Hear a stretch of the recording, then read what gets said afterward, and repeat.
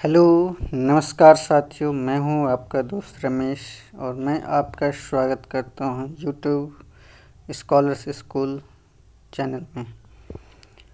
जैसा कि अभी ये जो श्रृंखला है पतंजलि योग सूत्र की है, आज का जो सूत्र है वह है 13वां नंबर का सूत्र। 12वें नंबर में हम लोगों ने देखा कि दो चीज़ें बताई गई। हमें चित्त वृत्तियों को अगर हमें नियंत्रण में लाना है, अपने कंट्रोल में लाना है, दो चीज़ें बताई गई, एक तो अभ्यास और दूसरा वैराग्य। अब 13वें सूत्र में बताया जा रहा है कि तत्र स्थितौ यत्नोऽभ्यासः, उन दोनों में से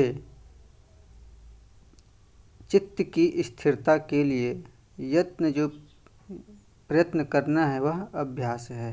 यानी कि चित्त की स्थिरता के लिए जो भी हम काम करेंगे वो हमारा अभ्यास कहलाएगा।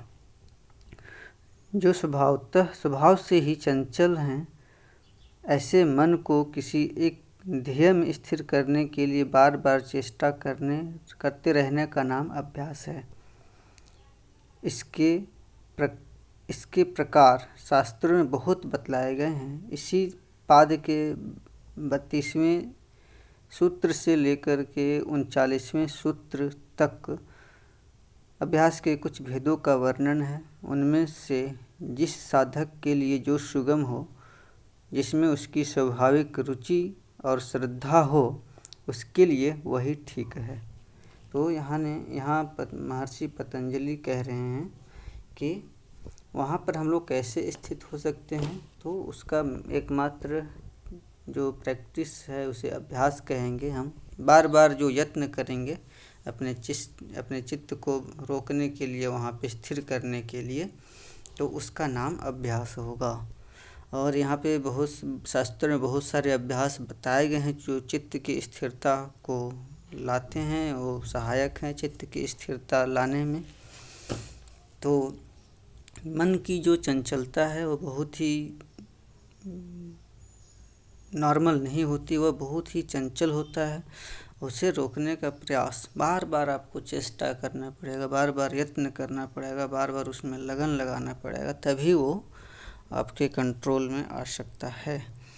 तो यहाँ पे हम लोगों ने देखा, यहाँ पे और भी जो आगे सूत्र आएंगे 39वें से लेकर के 32वें से लेकर 39वें तक कुछ अभ्यास बताए गए हैं जो कि आगे आने वाले सूत्रों में हम लोग देखेंगे।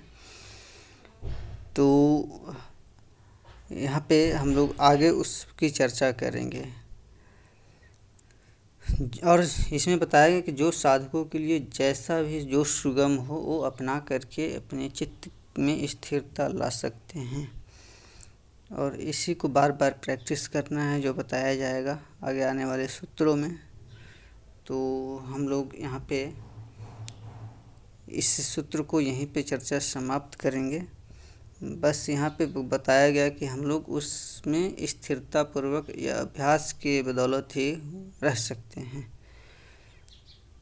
तो बहुत ही अच्छा सूत्र है ये। इसमें अभी कुछ बताया गया नहीं है, लेकिन अभ्यास के बारे में बताया जा रहा है कि आप वहाँ पे अभ्यास करते करते ही चित्त को स्थिर कर सकते हैं। तो बहुत बहुत धन्यवाद आप सभी का जो आपने वीडियो को अंत तक देखा। मिलते हैं अगले वीडियो में नेक्स्ट सूत्र के साथ। नमस्कार, थैंक यू।